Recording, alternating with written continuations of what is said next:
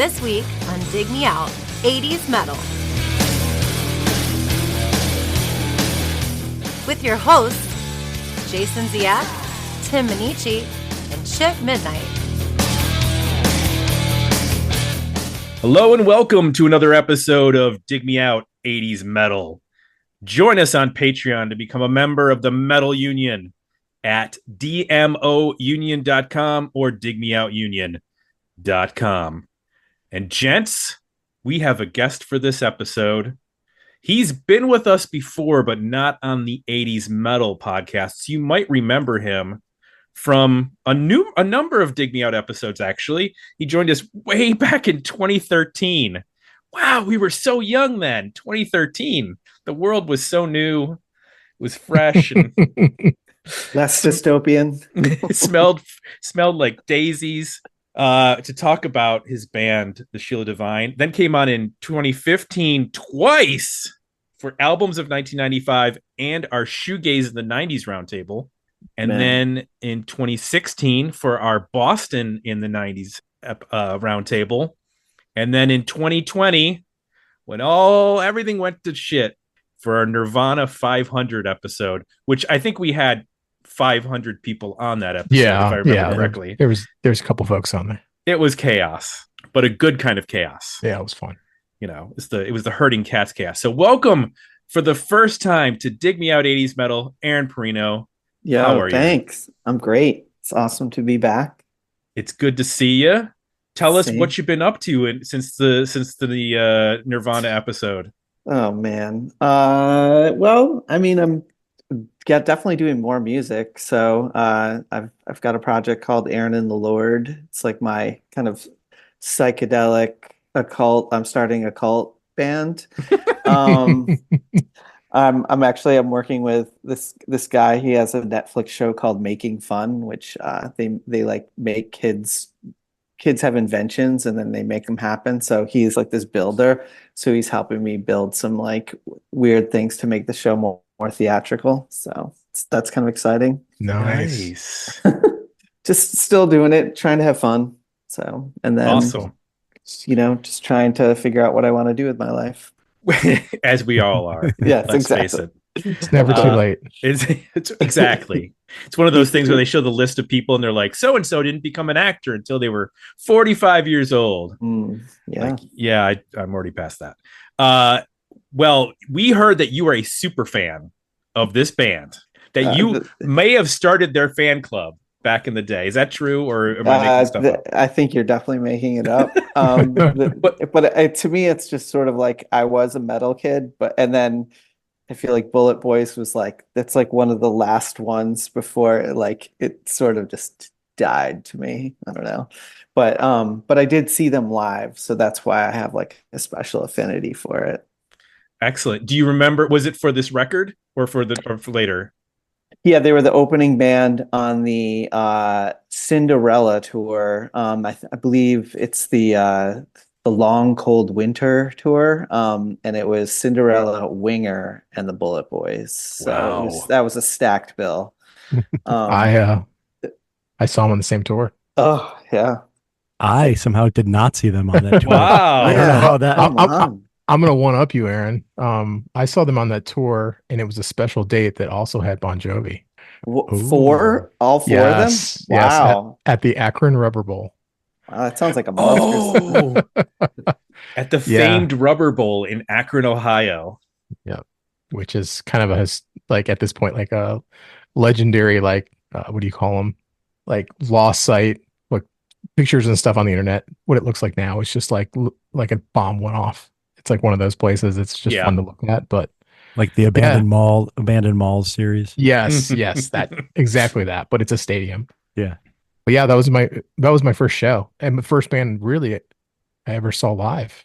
It was one of my first. Van Halen, OU812 tour was my first, nice. And then this was like my second one. Yeah. And so I just remember the drummer from Cinderella had like gloves on, and like they were like lacy gloves, and it was a fun tour. And then Winger, obviously sick bass lines.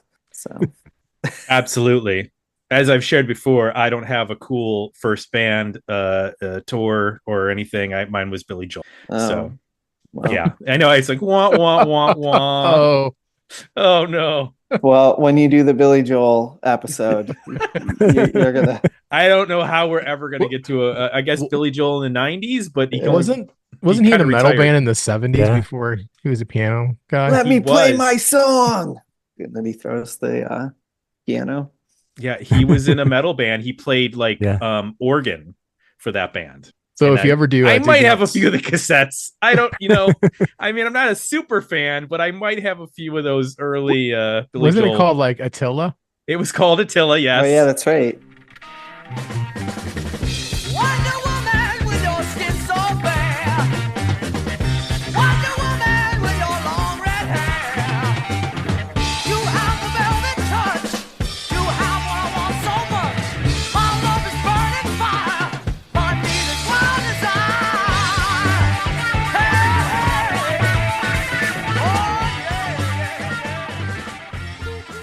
And he did wear a large fur coat, like he was, in some sort of like Eastern European country several hundred years ago. It might have been made from like the wool of a woolly mammoth. I don't know. I'm not sure. So I keep talking about it, but I think that would be a prime candidate for Dig Me Out 70s, which will be coming next year, right? Well, we are talking about expanding the brand into the 70s. Wow. That's quite ambitious. Again, it's kind of hard to do when we all have day jobs and also children and lawns to mow and all those sorts of things. We also want to talk about, guys in bands that had mustaches. That's really what this is about. Yeah, mustaches are out in the 80s and 90s, except for a few select people. Tom Selleck could rock it in the 80s. 90s, it was kind of verboten. 70s, it was mandatory. It was mandatory. 2000s, it was just about the soul patch. Exactly. Right. Or ironic. You could be ironic and have a mustache. Yeah. So as you mentioned, we're going to talk about the Bulletboys, or Bullet Boys. There's no the. And it's actually one word. I always thought it was Bullet Boys. It's Bulletboys. Wow. Yeah, you learn something new every day, thanks to Wikipedia. Let me give you guys, which you probably already know, but I'm going to share with the audience the history of this band. History of the band.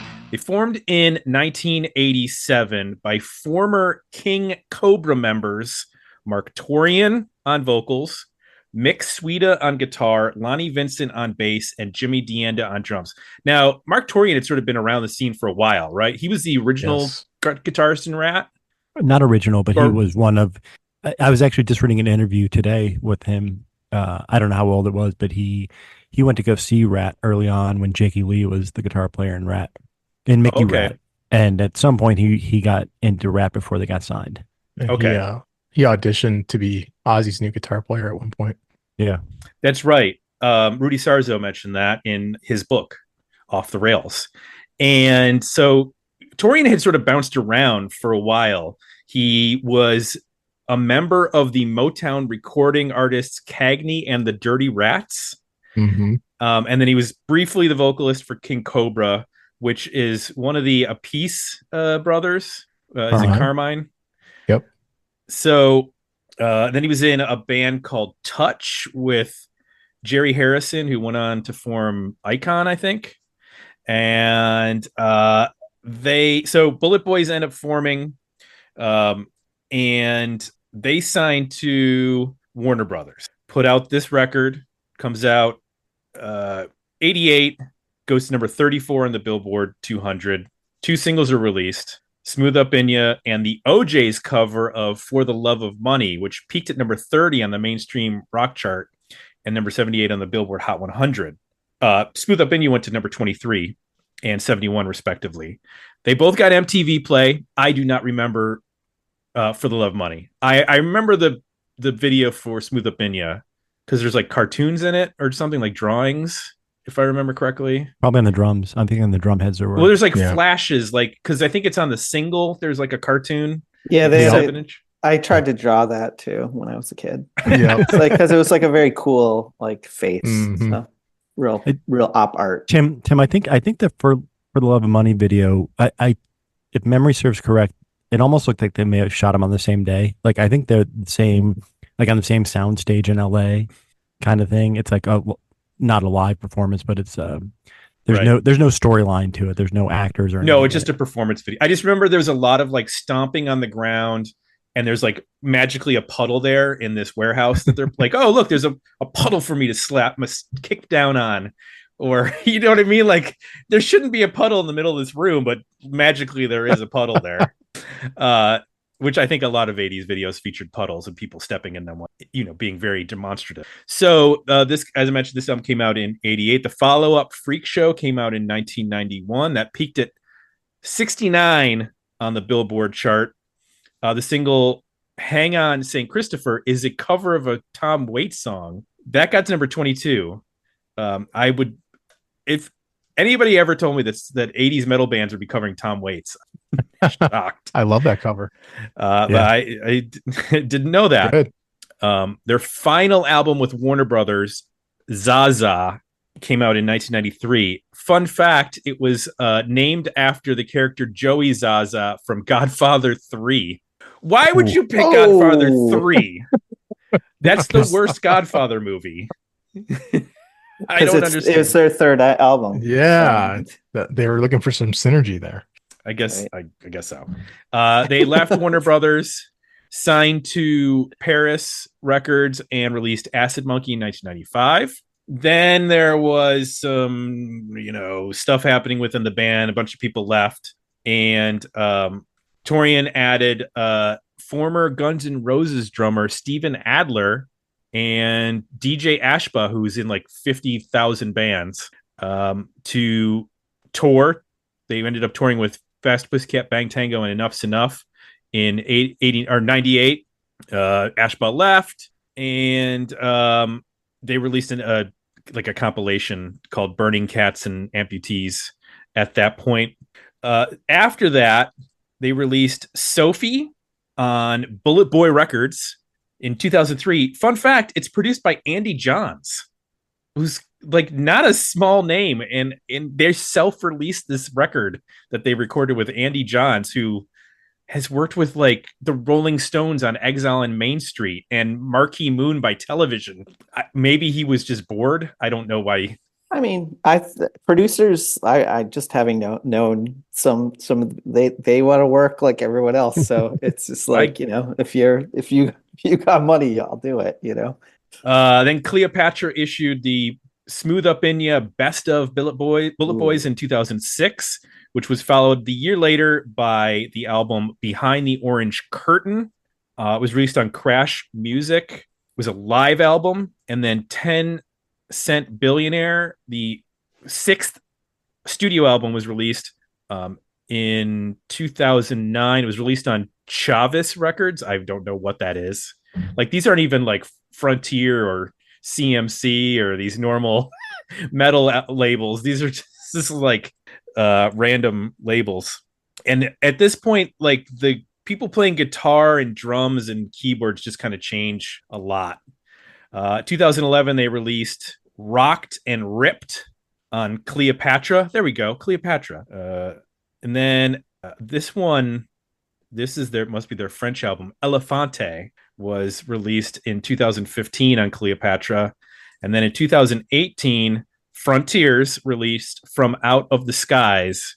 There have been a lot of people in this band. I just want to point that out. If you go to their Wikipedia, they have like a whole massive section of, there must be 30 people that have been in this band now at the same time.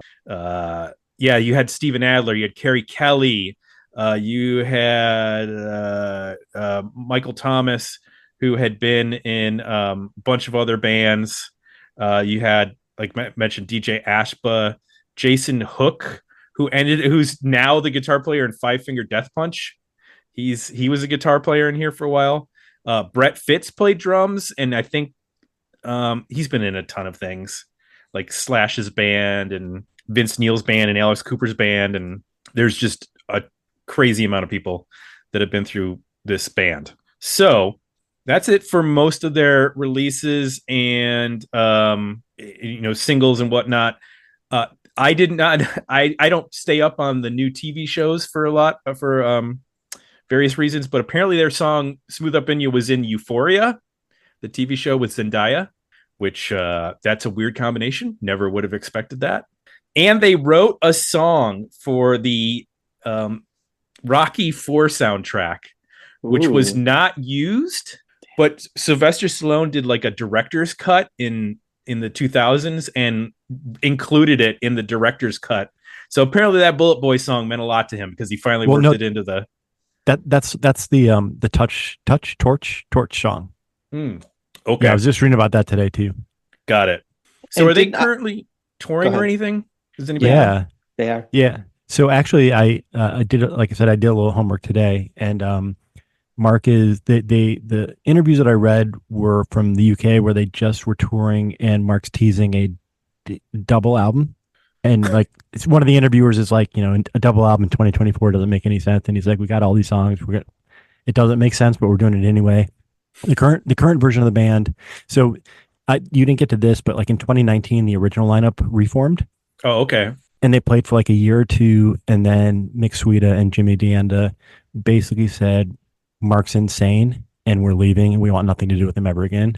And then Lonnie Vencent eventually, who had stuck by Marq for quite a while, Lonnie eventually is out of the band as well. So it's now Ira Black, who was in Lizzie Borden.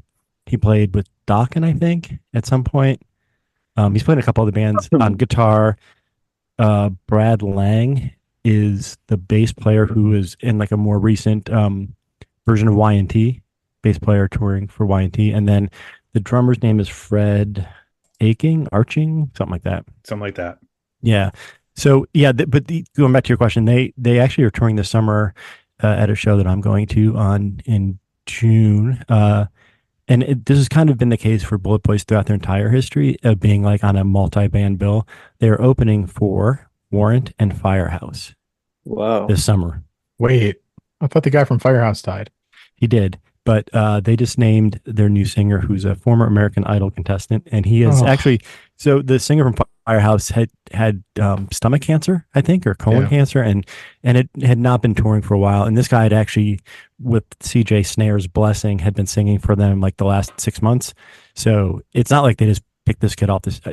I mean, maybe they did pick him off the street, but he's been touring with them. So they have, they're continuing on. So let me just get this straight. The two bands that are above Bulletboys don't have their lead singers because they're both dead.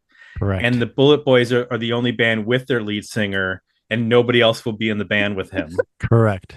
Okay, just making sure I understand the band dynamics. That is the on. world. That is the 80s metal world. That's right. In one sentence, right there. Okay. Yep. Let's get to some of the comments from our Patreon community. We'll share the poll results at the end of the episode with our own rating of worthy album, better EP, or decent single. But here's what the folks had to say. Whitney Beeler said, a lot of catchy songs with plenty of riffs and big drums, lead guitars, who plays. What the songs need on just a barrage of notes and finger tapping that was so prevalent in the 80s. There are plenty of occasions where the singer would be better off shutting up instead of yelping, grunting, or quipping all over the fine work the band is doing. He wants to be David Lee Roth in the worst way. Overall, this is a solid debut with songs that have enough personality to warrant a worthy album. Okay. I was a little worried where that was going, but he pulled it back out there at the end. Gavin, down in Australia, said, this was a band I knew the name of, but had never listened to, as it's a stupid name. Plus, it wasn't easy to find here in 88, although it sounds very derivative given this was my first listen. I'm sure in 88 it was contemporary. I liked the Van Halen songs and the Motley Crue sounds. The moment the tempo drops, they lose me, songs 2 and 7. And some of it sounds dumb, but that's hair metal in general. I have an EP of songs. All I'm saying is if Gavin thinks that's a dumb name, man, boy, do we have some episodes coming up for you. Oh, boy. We haven't even gotten to Shark Island yet. Phil Fleming said, having listened to their 3 Warner albums, I noticed that aside from Smooth Up In Ya and THC Groove, they have a song called THC Groove. That was a single off Freak Show. Oh, my God. Yep. On the second song. album, I know, but come on, that's a terrible song title. Aaron, would you ever write a song called THC Groove? Yeah, probably. Okay, Why not? do it. I'm gonna try my own version. Yeah. That would be incredible. They seem to put more creativity and energy behind their cover songs. They wanted to be a Van Halen clone, right down to Ted Templeman producing the records, when they could have been more successful had they tried to ape AC/DC more. They were perfectly adequate, what people say about us. Perfectly adequate podcast. That should be the quote on the. Yes. I will take that. Joe Royland said, love this album. I mentioned some of the history there. Their second album is just as good. Keith Preston said, one of my favorite albums of all, my first concert I went to see was Cinderella, Winger, and the Bulletboys when I was 15. The second album had more variety. This is pretty cool that we've got so many people who went to the same tour. It was big. Like MTV did a big thing at the time, and that's why. Okay. Like it was like that you could win like tickets to they had like a whole Cinderella experience. So I don't know. I just feel. When you think of Don Ho, what else do you think of? That's right, Hawaii. And when you think of Hawaii, there's no denying the Headbangers Ball escaped from the long cold winter with Cinderella contest. One winner and a guest, we rocketed to the unspoiled tropical paradise of Hawaii. Tell them about it, Tom. You and a friend will escape a long cold winter. See Cinderella in concert. You'll play in the sand, get a tan, meet the band. And if you're lucky, sell personal items to the locals for 10 times what they're worth. Darren Svedson said, was quite a fan of their 91 album Freak Show and their unfortunately titled Zaza from 93, but never really delved into this one other than the iconic first single. Fun fact, they re-recorded this track and a few others for their greatest hits album in the 2000s. Mark's opening line is not quite as polished as the original. Let's just leave it at that. Okay. Richard Waterman says, worthy album F9 or F sharp 9, I guess, is my favorite track. Torian's voice on that song is awesome. I really like the next album, Freak Show, too. Joe gave us a massive amount of stuff here. I'm going to try to condense it down. He said, got way into this band from the jump. All overt Van Halen comparisons aside, I think their first three albums are great. Mick Sweda's guitar tone was always huge, and he didn't fall into the typical million notes per second pit that so many of his contemporaries did. Plus, Jimmy DeAnda's drumming is so deep in the pocket on every track. He holds and really lets the song take on a sleazy groove, which I think was to set them apart from most of the other bands at the time. Marq Torien had some pipes. Some of those lyrics definitely don't stand the test of time. We might get into that. But such is the case for many 80s bands. But he delivered them with conviction. And like the rest of the band, they had just enough sleaze combined with the right amount of gloss to pull it out. Yeah, there's a lot more here, but I can't I'll spend 20 minutes just on these comments. So thank you, Joe, for all of that. And thank everybody Patrick Testa. I bought this CD when I first caught wind of it and played Smooth Up in the OJ's cover at my high school dances in 88, 89. Yep. My mom allowed me to use our living room for my DJ studio, quote unquote, those first 2 years of my business. So spinning records, counting beats, and trying out new songs at high volumes were a regular occurrence. I vividly remember my mom emptying the dishwasher one day and singing along to Smooth Up In Ya. She said Smooth Opinion. Smooth Opinion. I think that was the Janet Jackson song. He said he didn't correct her. So to this day, Mother Testa thinks it's Smooth Opinion, which is pretty amazing. All right. We have shared our patrons' thoughts. Let's share our thoughts. Jay, tell me one thing that works for you on the Bulletboys 1988 debut album. I'm all in on the Ted Templeman Van Halen production on this album. Huge fan of the 70s and early 80s Van Halen stuff and what Templeman did with that band. And he pretty much, I think he was married. He became married to the band at some point. I think he almost came out of retirement to work with them, or at least got back into rock to work with them.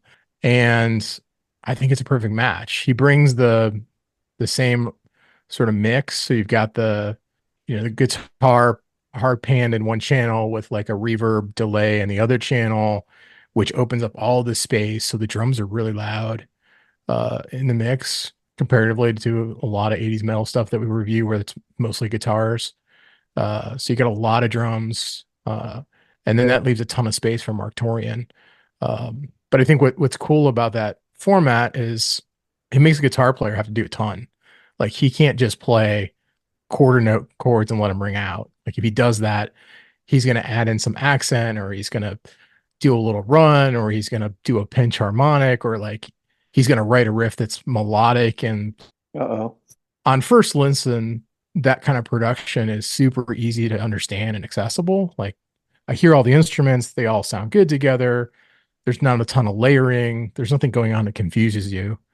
And Templeman's good with like helping them, develop their choruses. And this is a band that, some of these tracks are almost danceable. They got a groove to them, or a little bit of like a swing feel like Van Halen did. So it's like really easy to understand. But then as you listen to it more and more, you start to pick up on like, oh wow, the guitar player is playing this really cool part. And and years later, as you listen to the record more, the same with Van Halen records, you start to realize all of these really cool performances that are going on that maybe you didn't hear the first time you listened to it, because you were just kind of taken by the songs and the energy. So I love the production. I think it's right for this band. I think it makes the album work. I think it makes these songs work. And it opens up a ton of space for Marq Torien, the singer, to just, the dude's on 11 this whole record. Like he is just screaming for 34 minutes. There's not a subtle moment to any of this. I think he gets more subtle on the follow-up records, but I was kind of taken by just, that mix gets opened up. It's got a lot of room, and like he's just front and center. The faders are all the way up, and he's like laying into every vocal performance on this record, from whether it's like a bluesy part to a part that's almost R&B influenced to straight up metal to doing the David Lee Roth kind of spoken bits. Like he's given 1,000%, pushing all kinds of air, like all kinds of attitude. And I think that, Templeman kind of realized that, that was a big part of the Van Halen format, and brought that here, and Marq could step into it and actually deliver it. Probably because all those years he was playing in all those other bands, he had the confidence to do it. So that's what worked for me. What worked for you, Aaron? Well, I mean, for me, it's like, it's really like, it's pure nostalgia. I mean, Van Halen was my like absolute number one favorite band as a kid. I like, and they were like, I don't want to say the poor man's Van Halen, but kind of, but for me, it's like, I just remember, my friend Kevin Kankalinski, he had like a half pipe. He was like, he could shred guitar. I was just getting into like learning stuff. And then we went to that concert, and it was like, and it was all over, I mean, obviously for me, Smooth Up In You was like, that was like, just like, that was the hit. And, at the time you didn't really think like, what's this song about? And then you like, you just like, it's about somebody's opinion. That's right. You say I'm never gonna break ya, but we won't know until we try. So now's the time to make up your mind. I'll never have been the one woman kind.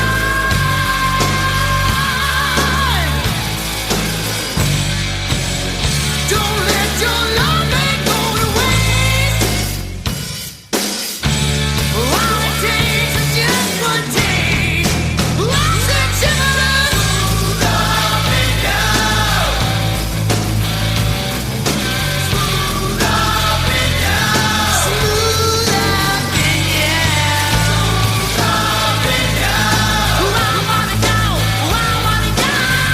Smooth up and down. But yeah, I kind of agree with you. Like, it's like, it was like kind of had that like same Van Halen sort of aesthetic as far as just like how they approached it. And, at the time I thought he was like a pretty awesome front man. So Chip. Yeah. So like, I'm trying to think, I was introduced to him via MTV. I'm sure via Headbangers Ball. Smooth Up In Ya was Ricky Ratman. Yeah, was probably how I learned them first and foremost. And so those songs are huge. I mean, Smooth Up In Ya is such it's just even the way it starts. I mean, it is just a powerful single. For the Love of Money. When I was 88, I was 17. I'm sure I didn't know that was a cover. Maybe I did. I don't know. That was a long time ago, but I thought they did a great job with that. The template for this podcast that I should just cut and paste in for every episode is, I had it on cassette and I knew the first side way more than the second side. Same. And I did it on buying the CD. I bought it used, many, many years later. Going back and listening to it for this episode, I really like the second half of the record, like way more than it didn't have the big hits on it, but like I actually think like the last couple of songs are the familiar ones, obviously the hits, and those are probably my favorite, but Badlands and F sharp 9, F number 9, whatever that is, like those are really good songs, at least in my opinion. I really like those songs. As I was going back, they weren't as familiar to me. They were more fresh songs to me.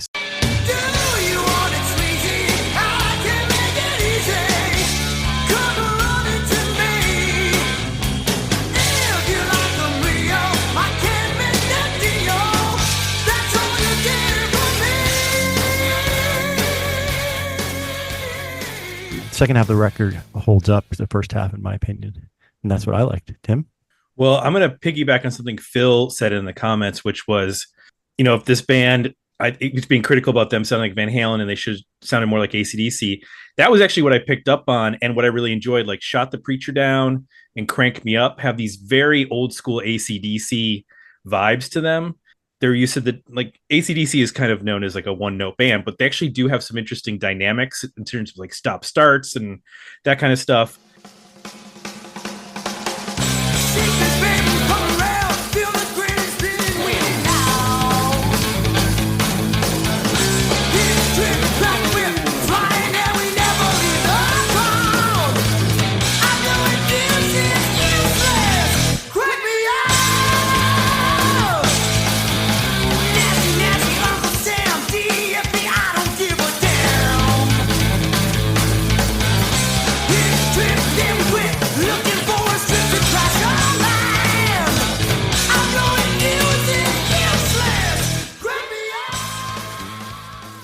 And this band does that really well. It's not formulaic, but it's just familiar.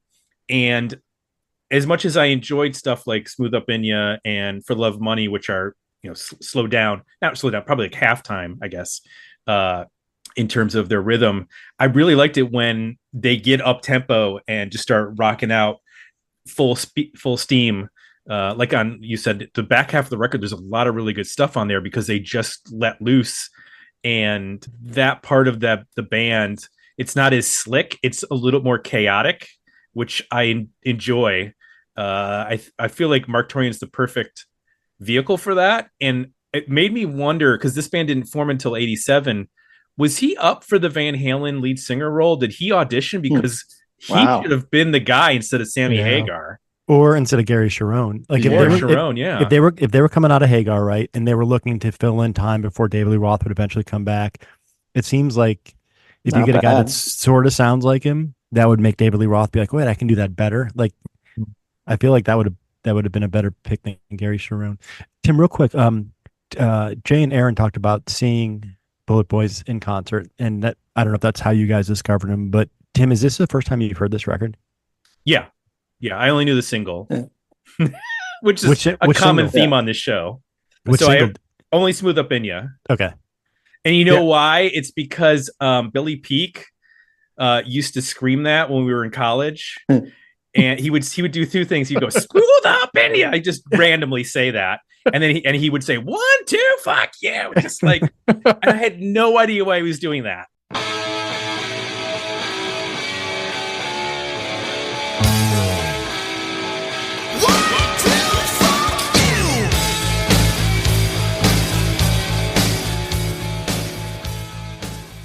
It was just like, and then I finally found out it was Smooth Up In You I'd probably seen the video as a kid, but I just didn't make the connection between, it was 10 years later at that point, because the video was out, 88?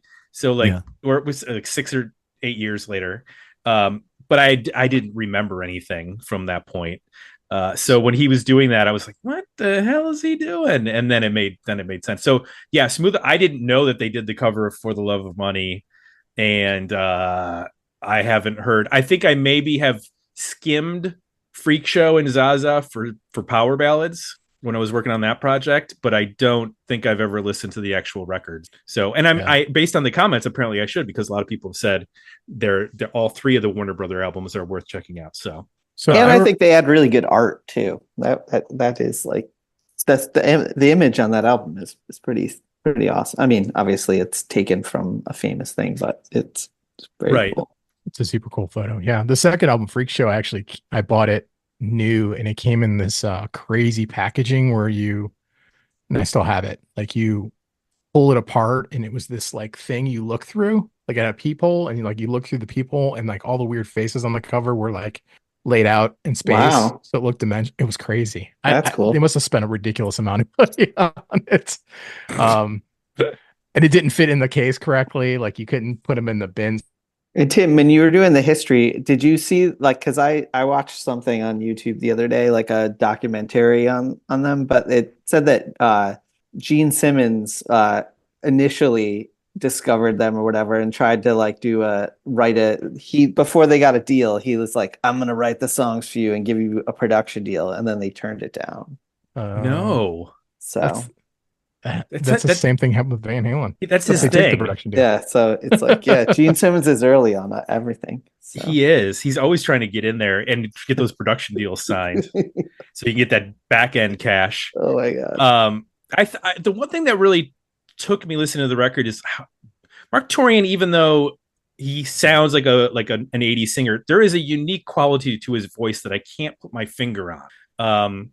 It is, and I don't know what his background is, but there's a slightly different, like rich quality to his vocal that comes through in his personality. And I know he's apparently a pretty talented guy since he was playing guitar in multiple bands. So he's got a guitar background and then he can sing like this, which is a crazy combination. It makes me wonder why he didn't even just do a solo thing. I think his early days, right? The Motown stuff. I think that Cagney and the Dirty Rats. I've looked that up. Thanks to the internet now. All the stuff you read about when I was a kid, like in, Metal Edge magazine, that he had been in bands. You can actually hear that, and it is definitely the Cagney and the Dirty Rats is definitely a funk and soul kind of thing. It's almost unrecognizable if I remember correctly. It's been a while since I've listened to it, but definitely different. Well, he grew up. Yeah. I was going to say he grew up in a family with musicians as parents, so I'm not surprised that he has that ability. He comes across as a guy who's listened to a lot of different kinds of music. Like, right. That's my sense in the interviews I've heard, is that he has a pretty diverse background in terms of what he's listened to and what he's played. And it's worth noting, again, we keep talking about him as being a guitar player. He doesn't play guitar on this album. Nope. As far as I know. So, and he didn't play like guitar live when we saw him. He just sang, which was pretty crazy that he gave up guitar as part of this band. I'm sure that was strange to always have a guitar in front of you and then to get rid of it and just become a singer holding a mic. So on the flip with side, tight pants. Yeah. Well, Tim, real quick, one other thing I think that worked and again, it's in contrast to a lot of the episodes we've already done. 10 songs, 34 minutes. I mean, there was nothing, like none of the songs went on. None of the songs can you say, I wish if they had cut a minute out of that song, it would have been better. Like this was timing wise really good. Yeah. That's Templeman, man. No fat. Yeah. Yep. Those Van Halen albums are all the same. They another two things that came on. One, yes, all those Van Halen albums and this album are under 40 minutes and they all have a cover. Always Templeman made a band do a cover, and he was usually he would push them towards something that was a hit, in the 50s or 60s. That's why Van Halen always had a cover when he was the producer of the albans. So I thought that was David Lee Roth. I didn't know that. So no, I thought it was him just being like Mr. Vegas. Let's do show tunes. So. Especially if it was your first album. It was the old school philosophy of like, well, if you want a hit, record a song that's been a hit. Like, let's not take a chance and have you write, make one of your songs maybe be the hit. Let's make sure we have a hit on the air that's already been a hit. What did you think of the cover, Tim?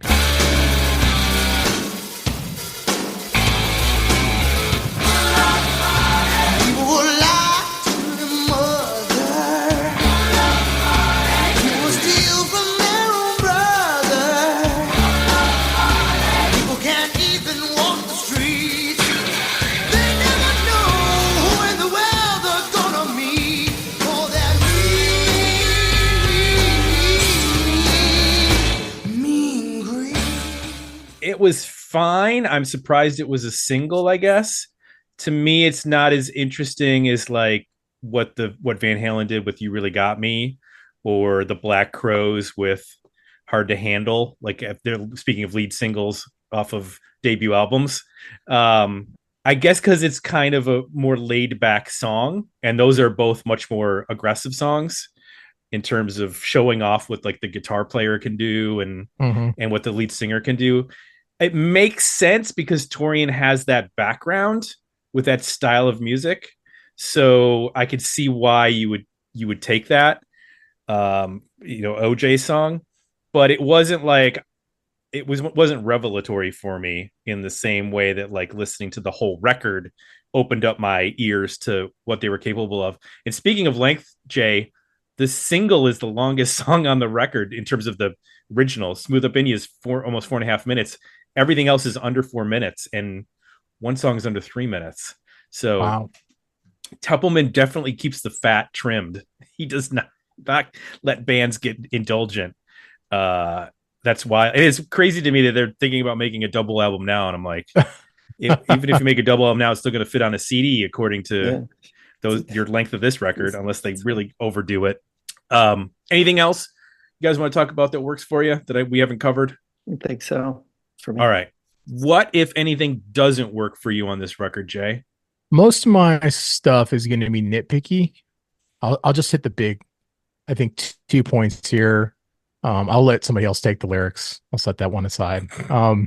I think the going back to what I love about the presentation, the band, and production, it really puts a lot of weight on getting the right drummer, the right drum sounds, and the right bass sounds, and the right bass player. I think they've got most of that dialed in. I think it's 85% of the way there. But I do remember when I saw them live, and even my first impressions when I got the record and had a crappy cassette player, that sometimes it sounded a little thin. And I think that's because it doesn't now, because, I actually have a job now and I can buy good stuff, and, it sounds good, sounds fine. But I did notice that like Jim Indiana's drumming can be a little bit like on the straight side. Like he doesn't have that kind of jazz swing background that like an Alex Van Halen has. So you don't get all this like nuance, and like he doesn't do little ghost notes and cool jazzy fills. And, he's pretty much straight up just slamming these beats out, and they're good and they're confident and the grooves are there. But there are some moments where I wish there was just a little bit more going on. And the same with the bass. The bass tone I think the bass playing is great. The tone is super round. It doesn't have any attack on it. And the only time that becomes an issue is when they do a guitar solo and they use very little overdubs on here, or at least, multi-track guitars. So there's a lot of points in here where he'll go do a lead or he'll do a solo and there won't be another guitar. And with Van Halen, they worked that out by like having just enough attack on the bass where it cut through and it filled it out. And you would listen to Eddie's solo, but you would also hear the bass more prominently in that section as well. With this band, with the tones and the drums being a little bit kind of straightforward, there are some points where it sounds a little thin, and I just wish that could get sorted out a bit more, but it's pretty nitpicky. I don't have anything. I like all the songs too. This is one of the few records we reviewed where I'm like, yeah, I like all of these songs. And it's hard not to at 34 minutes. It's like, it's done so fast. It's hard to nitpick any of the material here for me. Mm-hmm. Anything that worked for you, Aaron? That doesn't work for me? Yeah.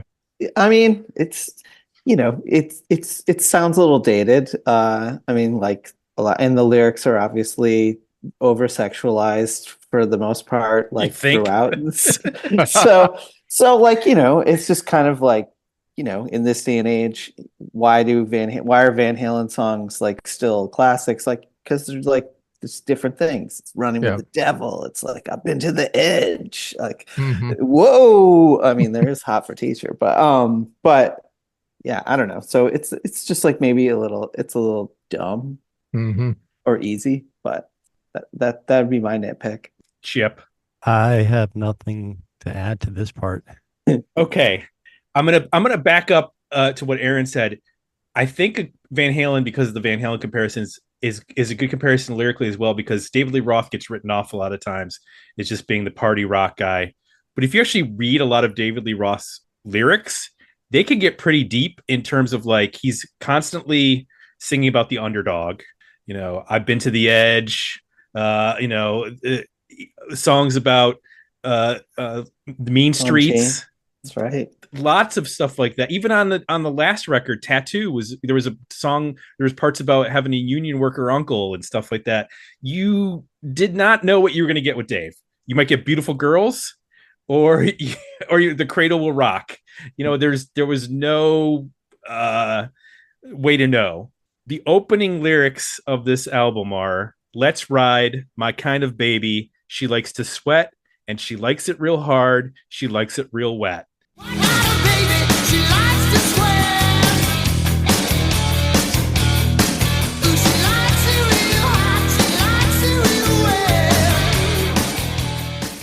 Okay, if you're R. Kelly, maybe you can pull that off, but it's really bad. You get me hard as a rock, baby.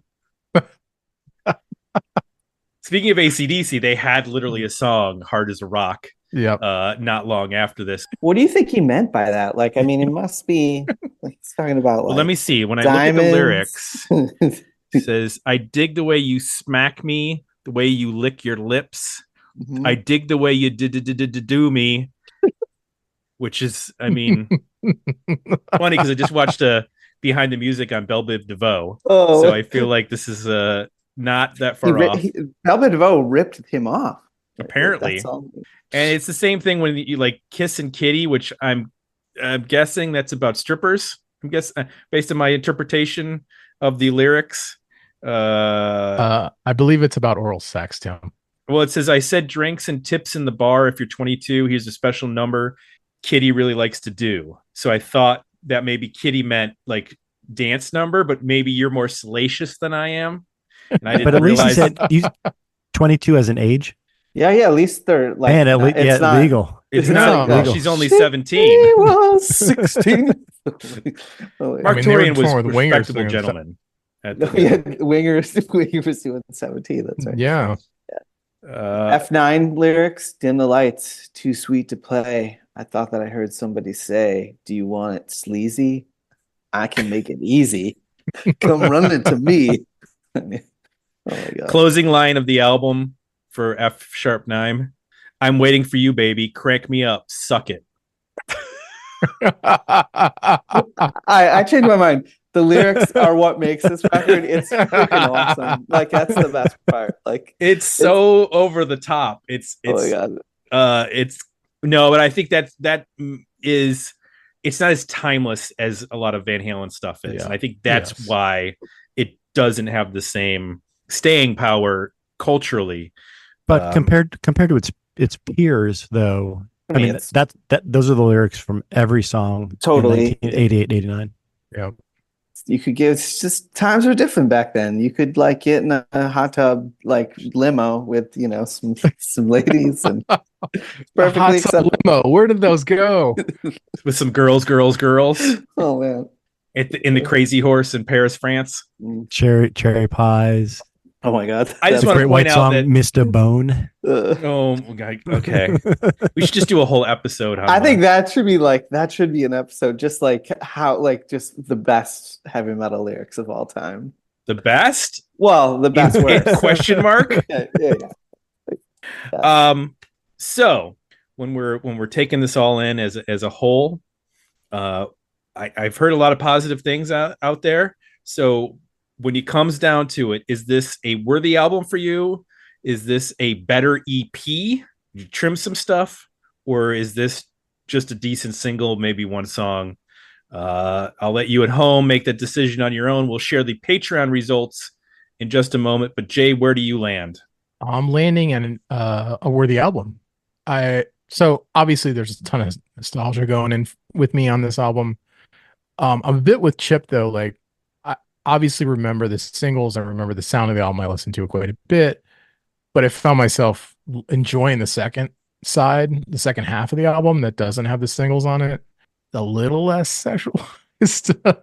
With Hell on My Wheels, Crank It Up, Badlands, F#9, like just forgettable lyrics. I think with this band, you know, I can deal with like lyrics I can ignore Um, the problem is the album starts with 2 songs where it's like if I'm around other people and I have this album on, I feel uncomfortable. If I have my headphones on, I'm like, okay, it's fine. So I can forgive the lyrics. I remember the time. I can listen to the songs that are uncomfortable by myself. And I just thought the whole thing for what it is has got some great performances on it. It's got a ton of energy, all conviction. I don't think anybody on this record's faking it. Like whatever they're saying and doing, they're believing it.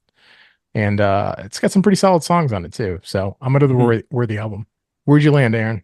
I mean, I think for the time, for the the style of like Chip said, like I mean every band had those kind of lyrics back then. Mm-hmm. So like if that's your jam, then like yeah, this is one of them. Like I think this is the album to own of the Bulletboys. Like and and I have a lot of like just fond memories. So when I put it on, I'm 16 again. So I think it's good. Chip. Yeah, I'll say we're the album. I don't think I saw the Bulletboys in this lineup, which is insane. Like I don't know how I missed them. Other than the only time I can think I could have seen them was I think they played at Peabody's Down Under in Cleveland, and I think it was an 18 and over show when I was 17. But I also think it was simulcast on WMS, and I drove around. Jay would know. Tim, do you know Cleveland that well? The Flats. I drove around the Flats where Peabody's was. Yeah, and I think I drove around listening to it, like while being almost right outside the club but not being able to go in. Oh man. So yeah, I don't think I saw them, but I met them at a Peach's record store on this tour. Nice. But where's the picture? I don't have a picture, but I actually, and I don't think I still have a way to play it, but I had a handheld video camera, I think. Wow. And I have a video, like a 10-second video of Marq Torien laughing on the video. I'll see if I can dig. I have no idea. I'm sure it's in a box somewhere because I've thrown nothing away. But I don't know if I have any way to watch it or convert it. But yeah, I don't have a picture with them.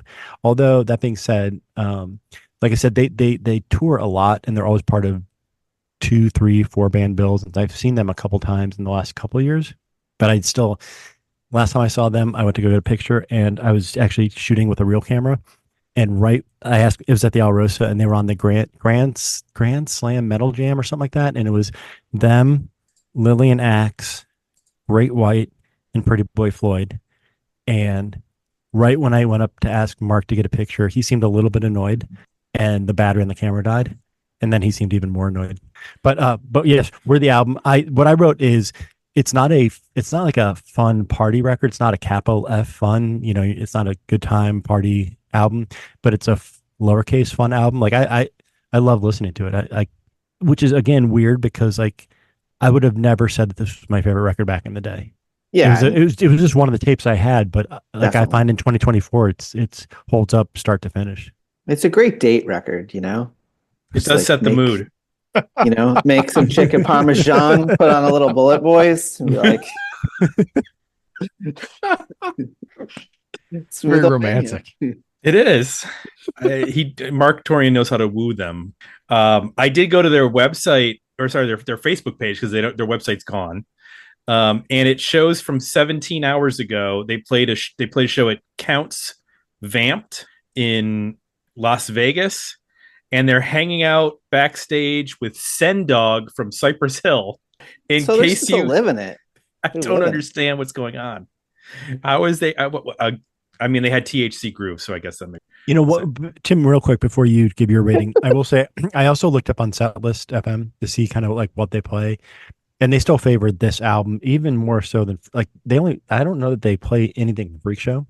So it's usually, again, they're the first band usually on a 3-band bill, so they play like 8, 9 songs, and like 4 of them are from this record, and then they kind of spread out the ones from the other albums. So these songs, even for them, I guess, hold up, or they know that the people are going to respond to them rather than trying new stuff. Yeah, I wouldn't imagine you'd be trying any new stuff. That doesn't seem like a good idea. The song I wrote with Corey Feldman. Good God, no. Please. I'm at a worthy album. I think this is a fun listen. I think you have to set the lyrics aside and not put them in a 2024 mindset because you would never listen to an 80s metal band again if you were started to get rid of them. But yeah, and the performances are great from Marq Torien's vocal to Mick Sweda's guitar. Everybody in this band, because of the way it's produced, like you mentioned, Jay, you can hear everything so clearly, and it's not overly 80s in terms of the production. Like there's not a huge amount of reverb on the drums, and it sounds like a performance. So this will be one that I definitely add some tracks to my ever-growing rock playlist. So I'm gonna have to skip when Nina's in the car, though. I'm not gonna play Hard as a Rock when she's in the car. I think that's that's the other thing too, though. Like we talk about like whatever you want to call it, hair metal, glam metal, whatever terminology a lot of this music was. Like this is a rock album. Yeah.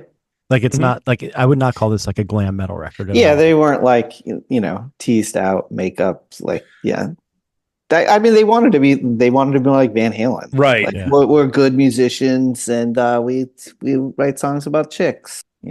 They are represented by Arm Entertainment, which also represents Dokken, Frank Hannon, Honeymoon Suite, King Kobra, Lynch Mob, Nelson, Steelheart, Sweet, Winger, Warrant, the Babies. The Babies are back together. Holy crap!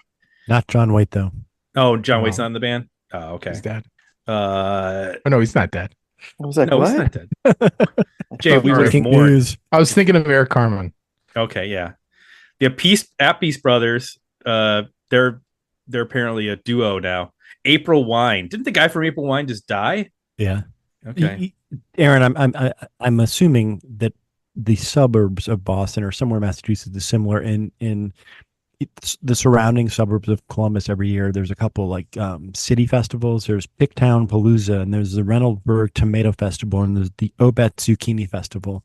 I think they have Arm Entertainment on speed dial, because every year at least one or two of those bands that Tim just went through, you're guaranteed every summer. This year it's it's like the state fairs and like those kind of, and then the places like for Boston, it's like those bands come to like New Bedford or like Worcester, and there's like, because like my girlfriend really wanted to go to the Corey Feldman show, but it was in New Bedford, and we didn't end up going. But damn, should have. How can you miss Corey Feldman? I mean, it's such a disaster. I'm gonna get the VIP package, hang out with him and his angels. Great. Thank you, Aaron. For joining us. This is fun. I wish I had more insights, but it's always fun to hang with you guys. It was a blast, and our community had a lot of fun with it. They voted 54% were the album, 38% better EP, and 8% decent single. I don't know who voted decent single, but I have to disagree with you, sir. There's at least an EP's worth of good rock and roll on this very short album. It's only 34 minutes. Exactly. It is essentially an EP. I mean, there are EPs longer than this from the 90s. So I'm sure that that person clicked the wrong button. That's all I can. But I want to remind folks, this is, I think, our 10th episode. I think this is number 10, maybe 9 or 10, somewhere in there. You can get them all by going to the Substack page and checking out the 80s metal podcast that we've done. We've done a whole bunch. We've done Faster Pussycat, Badlands, and those aren't just the ones with self-titled debuts like this. We've also done Tesla and Yngwie Malmsteen and Malice. What's the next one? The next one. Or is that a secret? Well, it's connected to this episode. Oh. So if you think about the bands that we talked about, some maybe the earlier 80s bands that were relevant, one that maybe started out with one name and then shortened it, and they might start with an R and end with an at.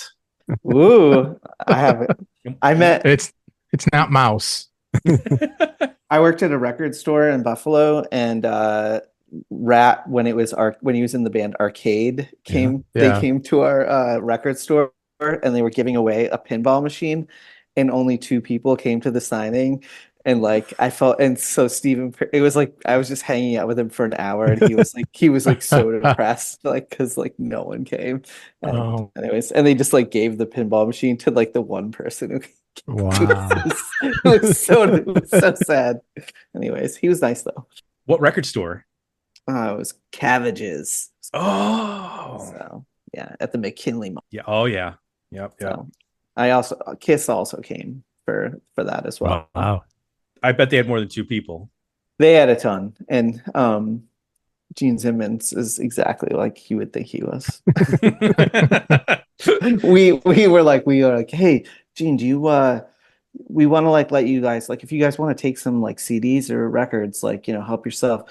And then like he took like 45 box sets. Like he was just like, it was like, are you serious? Like it was so obnoxious. Aaron, have you ever in your career, have you ever ended up on a bill with any 80s metal bands? I don't think 80s metal. I mean, I was like, you know, it was Kid Rock and Stained and like those kind of like more of that, like that vibe stuff, but not the 80s metal. There was never like a street festival where Sheila Divine was on early and Winger or Nelson was playing later. No, that would be awesome. That would be so fun. So we did play like a metal festival in Belgium, like, but it was like more like black metal stuff. So you guys go well with that. Yeah, I mean, we were on a stage with Sisters of Mercy, so it was like that was a crazy one for sure. Yeah. Trying to imagine the crossover of fans for that one. Whatever. That would be quite interesting. They're Belgians though, so they're into everything. That's right. And they have the good beer. Want to remind folks, Substack is where you go to stay up to date on not only the 80s Metal Podcast, but our box newsletter, which comes out every week with new releases of albums, movies, books of 80s, 90s, and aughts relevant music. This past week, there was probably a dozen records in our newsletter for new releases. So much stuff came out. The Beth Gibbons solo album from Portishead.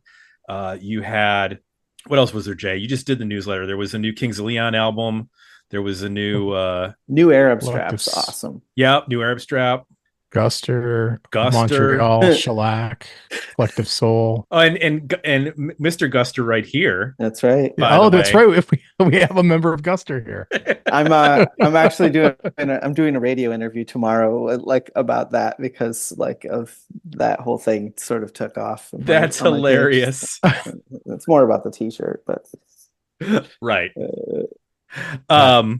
And you can sign up for the box newsletter and find it at our website, digmeoutpodcast.com, which is where you can go to suggest albums for this podcast, both our 80s and our 90s podcasts. Take suggestions from anybody. Just any person out there can throw in an album and an artist and say, check it out. And we will, and we have. That's how we got to talk about what have was the Badlands episode a poll, I think, and then Yingve, that was a poll episode, I think, and we'll have more, right, Jay? We will. We pick one a month. We just picked Danzig. So that's right. Oh yes, that's good. And that's another one where I know one Danzig song that beat out Enough's Enough. That's the only thing I know. Well, you're gonna enjoy diving into Danzig, I think. We've done a Misfits album, but it was after he left the band. Yeah. So we did the 90s album, and I don't really remember it, to be honest. I don't even know what we said about it. It was before times. I'm already it's a worthy album. I'm in. Nice. Also, Patreon is where you go. That's where people vote. digmeoutunion.com, DMOunion.com to vote for these episodes, 80s and 90s polls, album review polls. It's also where you get access to our Discord, where all the chatter happens. This week we were discussing what is the worst band of all time, and you would be surprised that there was a consensus around one band, even though I kind of disagree with that band. They might start with a C and end with a Reed. I bet Aaron's band is open at some point for that band. But here's the thing. we were only talking about bands that were successful. Like, we're not talking about your average shitty band that never makes it Oh my God. off the block. But like bands that sell millions of records, what's a terrible band that is sold? And that Aaron, do you ever open for Creed? I don't know if I don't think we have played with Creed. We might have though, but like I don't, because I do feel like we played a ton of those radio festivals, but I don't know. I mean, I didn't have any interaction with them. A lot of Stained. Played a lot of Stained. Oh, are you and Aaron Lewis like? Are you guys tight? Well, we go to like some political things together. You're gonna start a band called the Aarons, where you sing from different sides of the political spectrum. Like Ebony and Ivory. He's on the left, I'm on the right. And that's okay. And I feel yeah. We're both American. Right there. That's your hit. That's right. It's the unity song for 2024. You're woke and I'm not. Yep. Lastly, Apple Podcasts is where you go to leave positive feedback for the shows. Once again, thank you to Aaron for joining us. For Jay and Chip, I'm Tim, and we'll be back next time with another episode of Dig Me Out 80s Metal.